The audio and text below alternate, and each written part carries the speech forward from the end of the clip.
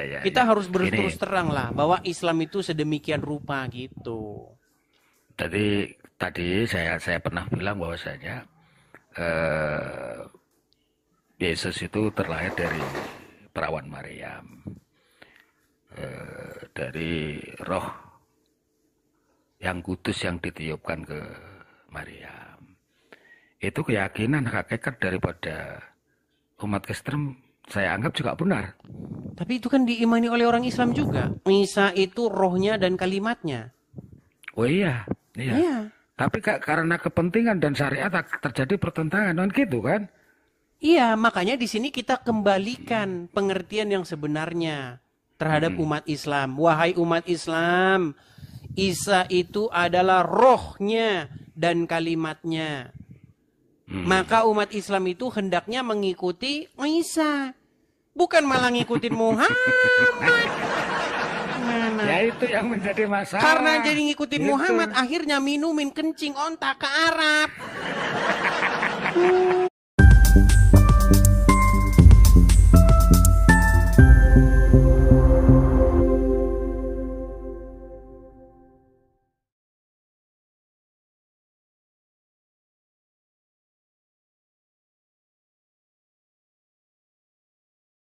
Saya udah lama ngikut Edis. Beberapa kali mau Makasih ya, naik makasih. tapi tidak ada kesempatan. Ya, karena yang ngajukan permintaan naik terlalu banyak ini, Bang. Oh, Dan yang gitu bikin ya, yang gitu ya. bikin yang mengganggu acara ini itu orang-orang Kristen yang nggak naik tapi nggak tahu mau ngapain itu. Dia naik tapi nggak Oh, tahu dia mau gitu. ngapain. Sampai di atas, saya ini naikin, cuman gitu-gitu aja. Itu yang ganggu acara ini. Hmm. Ini, Hmm. Bang Edis ya. Saya mengikuti Anda. Ya, memang baik dari Kristen maupun dari Islam, apa yang Anda perbincangkan itu, ya memang real seperti itu. Sebentar, tapi saya konfirmasi Gitu. dulu, Bang. Gini, saya tidak mau Anda Hmm? Islam tetapi Anda cuma ngaku-ngaku saja Anda Islam. Dari mana kami tahu kalau Anda Islam? Ya, ya dari penampilan masa bukan orang Islam saya. Ya, belum tentu. Coba bacakan satu Apa? surat di dalam Al-Quran. Coba ayat kursi, silakan. Ayat kursi. Ya, silakan. Kok lupa saya? Noh, Al-Fatihah gimana aja ya. ini? Katanya Muslim gimana? Ya udah, yang gampang aja. Surat Al-Fatihah. Ya, Bismillahirrahmanirrahim. Alhamdulillahirrabbilalamin. Ar-Rahmanirrahim. Maliki yaumiddin. Iyyaka na'budu wa iyyaka nasta'in. Ihdinas siratal mustaqim. Siratal ladzina an'amta 'alaihim ghairil maghdubi 'alaihim waladdallin. Sah Muslim. Ya. Walaupun Anda Muslim nih, tapi Anda setuju dengan apa yang saya utarakan. Ya ada beberapa yang setuju, tapi bukan dalam kaidah syariat, dalam kaidah hakikatnya sebenarnya apa begitu loh. Seperti apa itu, Bang, Seperti misalnya, Anda Bang? berdebat perkara dengan Rob. Rob itu Tuhan atau dalam pengertian Tuhan. Jadi manusia menghambakan diri kepada yang dipertuankan itu gitu loh. Tapi kan secara syariat ya seperti yang Edis perbincangkan beberapa kali dengan teman-teman Muslim maupun Berarti Anda setuju pengertian. bahwa Muhammad itu Tuhannya orang Islam? Bukan Tuhan, bukan Tuhan. Setuju dalam pengertian Tuhan, karena kita harus menghambakan diri. Oke, Allah itu Tuhannya Tuhan atau Tuhan? Tuhan dalam pengertian bahasa Indonesia, dalam pengertian bahasa Arab, Berat. Rob. Gini. Allah itu Gimana? gini. Allah itu Robnya umat Islam. Oh iya, bener. Muhammad Robnya umat Islam nggak? Juga Robnya. Oke. Tapi Berarti dalam dua dua-duanya pengertian. tenang dulu, Bang. Berarti dua-duanya Ya. adalah Robnya umat Islam, betul? Iya. Ya sudah, berarti dua-duanya berarti tuh Tuhan. Iya Tuhan, Tuhan. Makanya tadi Sebentar, saya tenang dulu. Berarti Allah tuannya orang Islam, betul? Tuhannya orang Islam. Tadi kan sama-sama Rob kok beda terjemahannya. Ini susah ini kalau udah begini nih, aduh. Susah gimana? Tadi kan saya katakan ada pengertian hakikat, ada pengertian Gini aja, syariat. jangan pakai bahasa Indonesia lah. Jangan pakai bahasa Indonesia. Gini, kita terjemahin Rob itu ke dalam bahasa Jawa. Apa bahasa Jawanya Rob? Nggak ada. Gusti. Doro. Iya, Ndoro atau Gusti, betul. Ya, Doro atau Gusti, ya. Iya, Seperti jadi kalau Muhammad saya pakai. Gustinya umat Islam nggak? Oh iya. Gusti Iya. Kanjeng Rasul. Iya, Allah Gusti juga nggak? Iya, Gusti Allah. Sama-sama Gusti. Karena manusia menghambakan diri ataupun Iya. mengabdikan Jadi dirinya kepada jadi abang sudah mengakui bahwa tuannya. umat Islam menghambakan diri kepada Muhammad. Iya, dalam pengertian syariat. Iya. Dalam pengertian syariat. Jadi juga dalam Kristen Nah, sendiri. saya sarankan begini, Bang. Pesaran saya begini. Gimana? Ini Anda ini kalau saya lihat dari topi Anda, ini Anda sudah jelas-jelas ini orang biasanya udah agak pintar nih kalau udah pakai topi-topi begini nih. Iya, biasanya pikirannya udah cemerlang dikit. Tinggal sedikit lagi. Nah, gini. Sedikitnya lagi gimana? Masalahnya begini, yang Anda jadikan Gusti itu adalah Allah dan Muhammad. Yang Anda jadikan Doro itu Allah dan Rasulnya, betul? Iya. Nah, Karena mau asyhadu an nggak? la ilaha illallah wa asyhadu Oke. anna Muhammadar Rasulullah. Nah, gini, mau nggak Itu sudah saya mengundang Anda untuk mengganti Gusti atau Ndoro Anda itu dari Allah dan Muhammad menjadi Bapa dan Yesus dan Roh Kudus. Ya itu sama saja. Beda Bang. Sama Beda pengertiannya. gini. Ini kalau Sama bahasa Jawa ini pengertiannya malah antara- lebih enak, teman-teman. Bahasa Jawa malah lebih enak. Gimana? Begini, Ndoro Anda, Gusti Anda, Ya. yang kepadanya Anda mengabdikan diri, itu kan Allah lan Kanjeng Muhammad. Betul? Ya, asyhadu an la ilaha illallah wa asyhadu anna Muhammadar Rasulullah. ketika Ndoromu atau Gustimu itu adalah Muhammad dan Kanjeng Rasul, maka Anda akan menuruti perintah-perintah mereka. Betul? Ya iya, jelas. Nah, perintah mereka itu salah satunya adalah nyium-nyiumin batu dan minum kencing. Ya, loh memang Itu kan- iya toh gimana? Makanya saya bilang, gantenen Ndoromu Itu- ojo Allah karo itu- Kanjeng Rasul, jangan. Harus Bapa, Anak, lan Roh Suci itu. Begitu. Gini deh. Oke, saya Mantap. pendapat saya ya. Silakan. Nah, saya kan memberikan pendapat saya. Silakan. Tadi saya katakan bahwa perdebatan yang saya ikuti itu mempertentangkan antara hakikat dan syariat. Yaitu, nyata dan dalam pengertian hakikat atau dalam pengertian yang sebenarnya hakikinya apa gitu loh. Kalau terkait dengan Kristen sendiri kan juga seperti itu, hakikatnya ya seperti itu. Katakanlah contoh, bisa ya kasih contoh. Silakan Bang. Ya. Isa atau Yesus itu dilahirkan dari Maryam kan? Ya. Ya. Itu anak yang lahir tanpa seorang bapak, syariatnya kemanusiaan. Nah, itu kalau di Jawa itu lahir ke Bathara Surya. Tapi gini Bang, kita ini fokus akhirnya kita gini. Gimana?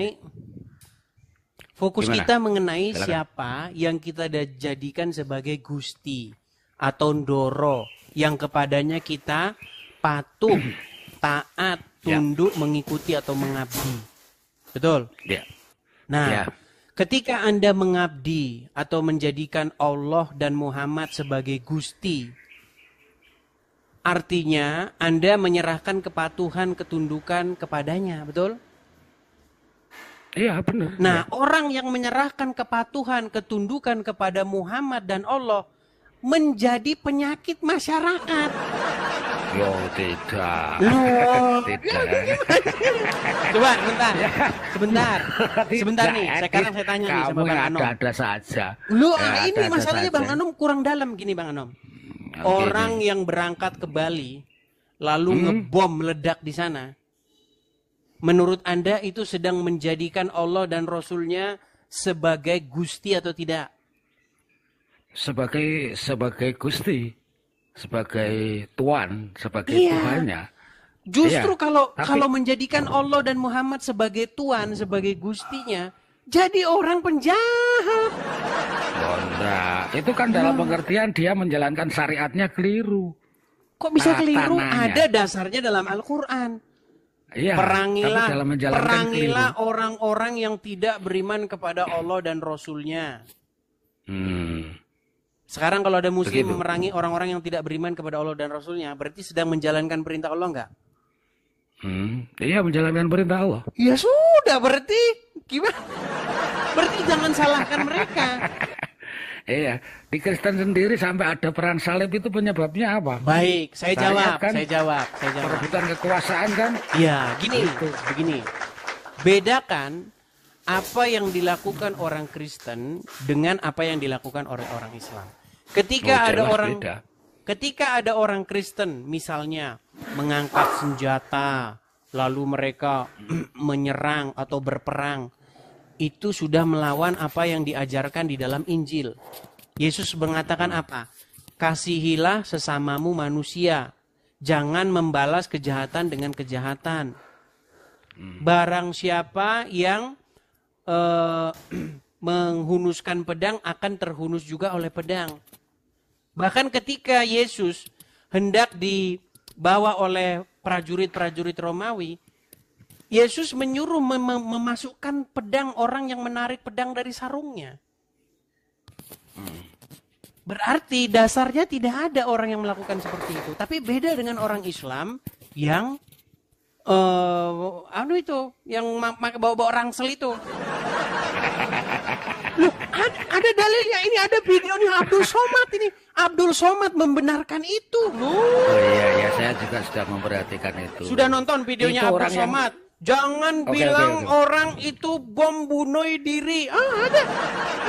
Oke, saya berpendapat itu orang-orang yang mendem syariat, mabuk Begini, syariat, masalahnya begini, Bang. mabuk kekuasaan, bukan Iya, Islam. masalahnya begini. Itu Anda mengatakan itu dalilnya tidak ada. Tapi ada, ketika Abdul... dalilnya ada. Oke, silakan. Coba. Mana dalilnya dalam agama Islam seperti itu? Iya memang yang seperti saudara katakan tadi, saya tidak hafal dan ini tidak bisa membuka ini. Saya itu juga sedikit baca kitab Alkitab, sedikit juga baca Al-Quran, sedikit juga baca kitab-kitab tafsir Al-Quran. Jadi Nih, coba ya. orang-orang yang punya garis keras. Ini pernyataan Abdul Somad nih. Sebentar ya. Coba dengarkan. Ini Gimana, ajaran gimana? Islam tuh Abdul gini. Somad gimana?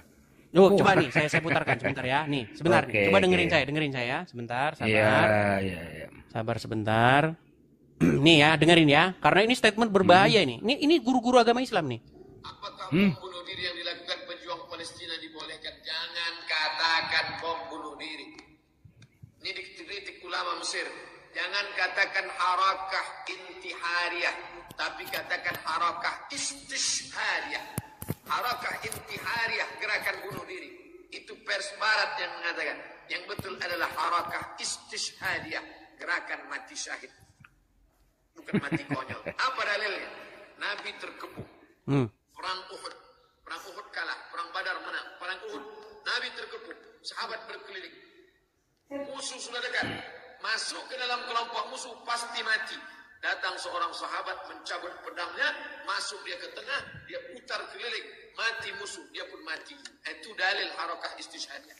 Nah.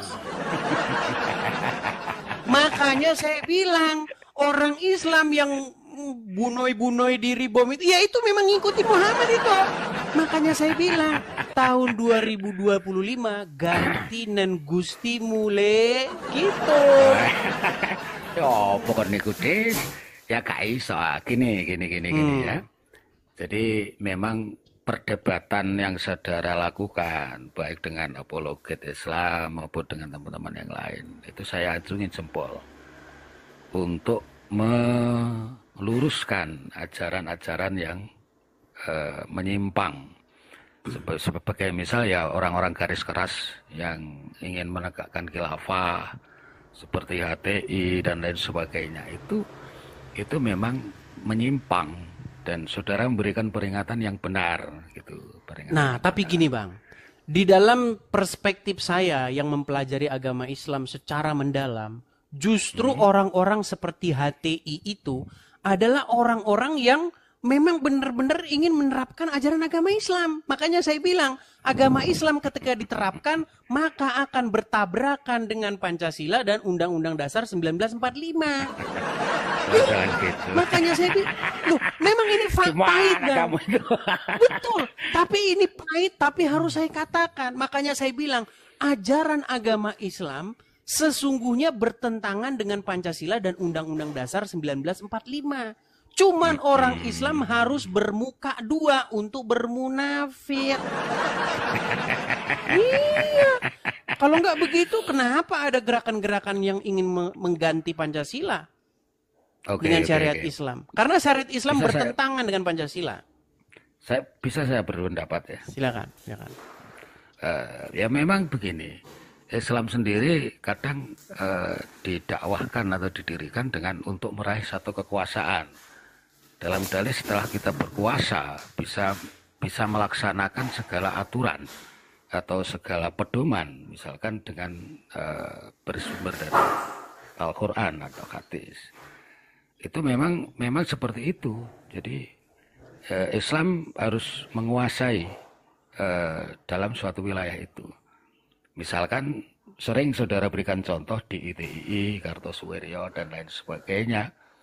Waktu itu, waktu kemerdekaan Pancasila, itu yang pertama, sila yang pertama itu kan ketuhanan yang Maha Esa dengan menjalankan syariat Islam. Iya, lalu diganti. Ya, lalu diganti. Syariat Islamnya dirubah, dalam Piagam Jakarta kondisi itu. Dalam kondisi untuk mendirikan negara Islam kan, yang memang perjuangannya seperti itu, harus menguasai sistem dan pemerintahan dalam suatu wilayah itu. Iya, tapi akhirnya untung itu tidak terjadi, Bang. Seandainya negara Indonesia berdasarkan syariat Islam, maka negara Indonesia ini sudah sama dengan Afghanistan, Pakistan, bubar. Iya.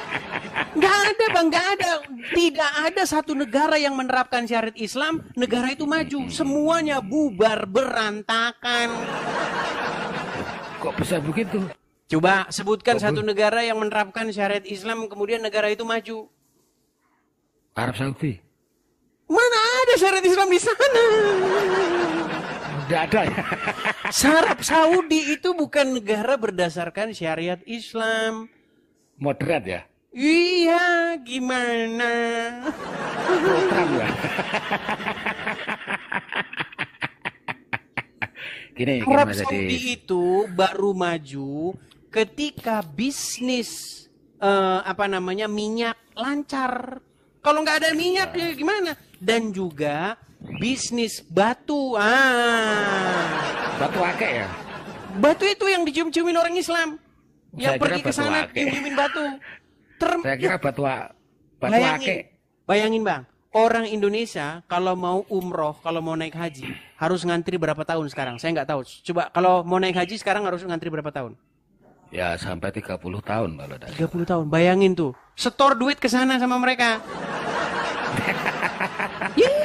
Bikin visa haji udah berapa? Nah, terus duitnya dikorupsi sama Menteri Agama. Makanya negara kita ini sudah kena kutuk. Negara kita ini sudah kena kutuk turun-temurun gara-gara ya. Nah gini, jadi kalau terkaitan dengan Islam itu bertentangan dengan Negara Kesatuan Republik Indonesia, saya rasa terlalu jadi terlalu kejam mendeskripsikan seperti itu. Karena ada gerakan-gerakan yang seperti itu, penjenengan pakai contoh misalkan di ITI, Kartosuwiryo, bahkan gerakan-gerakan teror dan lain sebagainya. Tapi ketika kita kembali kepada hakikat daripada Islam itu, saya rasa tidak seperti itu. Jadi kalau di Indonesia itu jangan menerapkan syariat. Hakikatnya agama itu apa? Hakikatnya keyakinan itu apa? Mencapai kedamaian, ketentraman, beribadah kepada Allah Subhanahu wa taala. Kalau orang Kristen ya berserah diri kepada Yesus, Bapa di sorga, mencapai ketentraman dan kedamaian lahir dan batin. Itu tujuan agama. Ya, tapi gini. Cawe-cawe kekuasaan. Tapi begini masalahnya, ketika seseorang sudah menjalankan agama Islam, pasti dia harus melakukan apa yang diperintahkan Allah dan Rasulnya, betul? Ya yang pas dan yang tidak, yang tidak pas ya usah. Suruh minum kencing unta katakanlah. Berarti tidak mengikuti sunnah Rasul. Ya, ada yang harus tidak kita ikuti. Misalkan minum kencing unta. Padahal di dalam Al-Qur'an dikatakan terdapat suri tauladan yang baik di dalam diri Rasul tersebut. Bagaimana Anda Muslim tetapi di detik yang sama mengatakan itu tidak baik? Ya, ada yang baik, ada yang tidak. Ada yang bisa kita terapkan, ada yang tidak. Berarti Bang Anom mengatakan bahwa ada contoh yang tidak baik dari Rasul. Tidak baiknya tidak baik kita terapkan pada saat ini. Gitu loh. Karena bukankah suri tauladan itu adalah baiknya sepanjang masa? Ya tidak. Berarti sekarang sudah buruk. Seperti keikhlasan Yesus untuk disalibkan. Ya toh? Ikhlaskan dia. Disalibkan untuk memenuhi apa yang dijanjikan Allah. Dijanjikan Tuhan. Nah ini udah mulai Nah, apa yang dijanjikan Yesus oleh tidak kenal dengan Allah, Bang Ano. Dijanjikan oleh Tuhan kalian ya dah. Yesus tidak kenal dengan Allah. Gimana sih? Maksud saya Israel kan memenuhi ketetapan itu. Tidak ada. Begini Bang Anom. Gimana? Kalau kita berbicara secara gini, kalau kita bicara secara ilmiah akademis nih, Yesus kan orang Israel, betul? Ya, orang Israel. Berbahasa sebagaimana orang Israel, betul? Nah, benar. Di dalam kamus bahasa Ibrani tidak pernah ada kata Allah. Ya, adanya kata apa? Yahweh. Enggak ada kata Allah. Dari mana Yesus menyebut-nyebut Allah seperti fitnah Al-Quran? Yahweh ya? Enggak, kita bukan bahas itu. Tidak ada kata Allah di dalam kamus bahasa Ibrani. Oh ya, benar. Benar tidak ada. Lalu bagaimana orang Islam berhaluria mengatakan Yesus menyembah Allah? Ya itu ya salah. Gimana gitu? Kalau Isa itu benar, tapi kalau Yesus kalau Isa kami tidak tahu. Nah masalahnya begini, Isa ini orang mana? Isa kalau menurut Al-Quran ya orang Arab ya. Nah kalau orang Arab ya berarti Isanya orang Arab. Bukan orang Israel. Ya, nah kalau Isa orang Arab ya pantesan dia nyembah Allah, orang dia orang Arab. Inilah. Nah makanya begini Bang, ketika saya membaca Al-Quran, sebenarnya isi Al-Quran itu berbeda dengan omongan orang Islam. Jadi contoh begini, menurut Al-Quran, menurut orang Islam, Isa orang Arab. Menurut umat Islam, Isa orang Arab. Ya. Menurut Al-Quran, Isa Bani Israel. Benar. Menurut Al-Quran, umat Islam diperintahkan beriman kepada Taurat dan Injil. Menurut ulama-ulama, orang Islam diperintahkan beriman kepada hadis. Jadi nggak nyambung, Bang. Iya. Makanya, menurut Al-Quran, cara memahami Al-Quran adalah dengan membaca kitab-kitab sebelumnya, yaitu kitab-kitab Taurat, Zabur, dan Injil. Nah, menurut ulama Islam, cara memahami Al-Quran membaca kitab-kitab sesudah Al-Quran. Nah, kitab-kitab tafsir. Iya, benar. Makanya semua yang diomongin orang Islam terhadap Al-Quran Tidak ada yang sama. Malah kebalikannya. Makanya tadi saya bilang pada awal perjumpaan kita, dialog kita pada siang hari ini, saya mengatakan ada ilmu hakikat dan ada ilmu syariat. Ya, gitu. Jadi peraturan, syariat-syariat dari ulama dan lain sebagainya. Nah, ketika umat Islam katakanlah diperintahkan dalam Al-Quran untuk mengimani atau membaca Taurat dan Taurat dan Injil. Taurat dan Injil. Itu dia dinafikan bahwa Taurat dan Injil itu tidak harus dibaca karena karena takut murtad. Iya, karena takut nanti jadi karesten. Kenapa sekarang terjadi gembar-gembor oleh ulama? Gimana? Jangan Siapa? sentuh Injil, jangan sentuh Tauratnya, takut nanti jamaahnya habis. Nah itu kan orang-orang syariat kan, orang-orang syariat yang punya kepentingan dari syariat itu. Jadi negara ataupun agama ketika membuat syariat itu ada kepentingan dari yang membuat itu. Itu loh Des. Iya, Gitu kok. makanya saya bilang tadi Bang, tidak berlebih-lebihan ketika saya mengatakan agama Islam itu seperti yang saya ceritakan tadi. Walaupun Bang Anom di sini hendak ya sedikit melembutkannya, tapi sampai kapan kita harus berpura-pura terus gitu loh. Iya. Kita harus berterus terang lah bahwa Islam itu sedemikian rupa gitu. Jadi tadi saya pernah bilang bahwasanya Yesus itu terlahir dari perawan Maryam, dari roh yang kudus yang ditiupkan ke Maryam. Itu keyakinan hakikat daripada umat Kristen saya anggap juga benar. Tapi itu kan diimani oleh orang Islam juga. Isa itu rohnya dan kalimatnya. Oh iya. Tapi karena kepentingan dan syariat terjadi pertentangan kan gitu kan? Iya, makanya di sini kita kembalikan pengertian yang sebenarnya terhadap umat Islam. Wahai umat Islam, Isa itu adalah rohnya dan kalimatnya. Maka umat Islam itu hendaknya mengikuti Isa, bukan malah ngikutin Muhammad. Mana? Ya itu yang menjadi masalah. Karena jadi ngikutin Gitu. Muhammad, akhirnya minumin kencing ontak ke Arab. Gini loh Dis, jadi gini, ini kita akan masuk ke situ ya, karena ya saya membaca, ada kitab walaupun saya baca sekilas, bahwa Allah itu menciptakan segala sesuatu ini dari Nur Muhammad. Ya. Itu nggak ada dalam Quran. Dalam Quran tidak ada, itu adanya dalam Sirul Asror. Iya, makanya Dan saya Sirul bilang Asror orang itu Islam sudah mengutip- membuat agama baru. Orang Islam sekarang sudah membuat agama baru, agama di luar Al-Quran.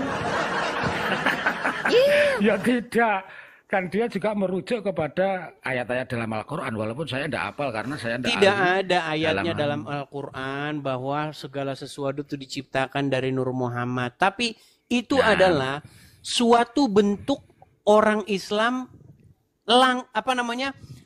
cikal bakal orang Islam mempertuhan Muhammad. Gitu loh. Iya. Orang Islam Ya, itu makanya gitu. telah membuat Muhammad sedemikian rupa sampai-sampai sama. mereka mempertuhannya. Pada akhirnya skenario ceritanya kan hampir sama kan? Ya tuh. Masalahnya kalau Muhammad Kristen menuhankan Yesus karena Yesus dari roh Tuhan. ya. kalau Kristen menuhankan Dari Yesus Nurullah. itu jelas dan pasti. Tapi kalau orang Islam menuhankan Muhammad sudah nggak ngaku gitu loh, nggak ngaku dia kalau menuhankan Muhammad. Ya, Tapi adanya kalau kan ditanya, dia memuja. semua diciptakan dari Nur Nah. Muhammad. Iya kan? Ya, makanya gini. Jadi hampir ada kesamaan. Ini akan ada titik temu. Nah, sebetulnya ketika di Islam ada syafaat Rasulullah nanti. Di Yaumul Qiyamah ada syafaat, ada pertolongan dari Muhammad bagi siapa yang melaksanakan segala sunnahnya, ajarannya, baik dari Al-Quran maupun dari sunnah nanti perilakunya nanti akan mendapatkan syafaat dari junjungan kita Nabi Agung Muhammad Sallallahu Alaihi Wasallam. Di Kristen sendiri ada penebusan dosa. Nah, ayo kita bedah ini, ayo. Baik. Saman bedah. Kalau dalam di Kristen agama ada Islam, penebusan dosa. Oke, Di Quran dalam agama Islam syafaat. ada penebusan dosa nggak? Ya itu syafaat itu. Tidak, salah. Syafaat Dalam itu kan agama pertolongan. Islam begini, Bang Anom, di dalam agama Islam ada penebusan dosa. Siapa yang menebus dosa umat Islam? Ada syafaat itu dari Bukan Nabi orang Muhammad. Yahudi dan Nasrani. Gimana Makanya saya kamu bilang itu? itulah alasan Anda masih Islam. Bang Anom, Gimana kamu itu? jelas Kan ada, sekali. itu ajaran dari setiap anu kan syafaat dari Rasulullah. Itu pertolongan dari Rasulullah di yaumul akhir nanti. Baik. Kalau misalnya saya tunjukkan Mintakan bahwa ampun kepada Tuhan gitu loh. ya, Makanya kita selalu bertawasul kepada Nabi Muhammad. Selalu berhubungan, selalu memuja kepada Nabi Muhammad dengan harapan nanti kita dimintakan maaf atas segala dosa-dosa yang kita lakukan di dunia di yaumul akhir nanti. Itu namanya Baik. syafaat. baik. Pertolongan. Tetapi itu berbeda dengan apa yang diajarkan oleh Muhammad. Yang diajarkan Oh, oleh gimana? Muhammad, kalau nanti seorang muslim berbuat dosa, dosa-dosanya ditanggung. Yang menjadi penebusnya itu orang Yahudi dan Nasrani. Gimana? Itu Baik, apa saya itu tunjukkan dasarnya? dalilnya. Dalilnya saya tunjukkan Oh. ya. Aduh, ini sih memang agak berat ini teman-teman karena banyak orang muslim tidak ngerti. Baik nih, lihat nih. Ya. Jelas Apa, ya. apa. Ini termasuk Ya. hadis yang sudah familiar, lihat nih. Dari Abu Musa Al-Asri dan seterusnya. Mm-mm. Pada hari kiamat nanti Allah menyerahkan seorang Yahudi atau Nasrani kepada setiap muslim. Lalu berfirman, inilah yang menjadi tebusanmu dari neraka. Loh, ya kan? Jadi orang muslim yang bikin dosa, yang nanggung orang Yahudi Nasrani. Ini jelas nih. Iya. Diganti Itu- tempatnya. Ini Sahih hadisnya atau enggak jelas. itu? Sahih lah gimana? Makanya itulah saya bilang namanya. makin dipelajarin agama Islam makin dekat pintu gerbang untuk meninggalkannya. Ah, ya. Oke lah, gini Dis ya. Kita sudah hampir setengah jam ya ini. Terima Baik, kasih baik. saya diterima di room Sama-sama ini. Bang. Mungkin dengan umat Islam, teman-teman umat Islam, kalau ada kata-kata saya yang salah saya minta maaf. Juga dengan Bang Edis. Bila ada Sama-sama kata-kata Bang yang Anom. saya lakukan untuk Bang Edis salah, saya juga mohon maaf. Sama-sama, Bang Terima Anom. kasih dan Sama-sama. kita semoga keimanan kita lebih kuat, lebih bermanfaat dalam kehidupan kita Ya. untuk di Dan dunia ini nanti sampai ketika dengan Anda benar. telah mempelajari agama Islam, saya tidak sabar mendengar berita bahwa Anda mengatakan, Bang Edi saya sudah meninggalkannya. Oke, saya Baik. usul ya. Tolong ini dibahas dengan teman-teman yang lain terkait dengan antara penebusan dosa dan syafaat. Baik. Bagi teman-teman dari teman-teman mubalek yang ahli agama biar memberikan. Anu. Ya, makasih. Sama-sama Bang Assalamualaikum. Anom. Saya turunkan Bang Anom ya. Ya, makasih. Baik.